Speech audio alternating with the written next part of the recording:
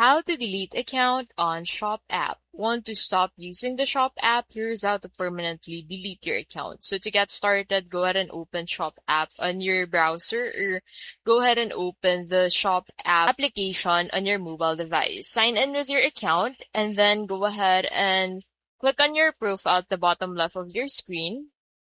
And this will take you to your account profile. So on your account, head over into the settings tab, click on settings, and then look for data and privacy and click on it.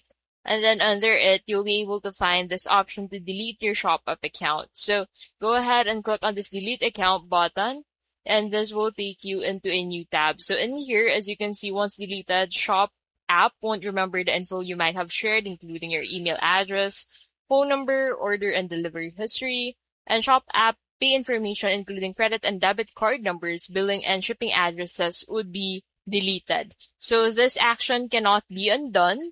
Unlike reactivating your account, deleting your account can't be undone. So if you try to access your Shop app account again and you have already deleted it, you cannot access it anymore, and you need to create a new account with your email. And that's it.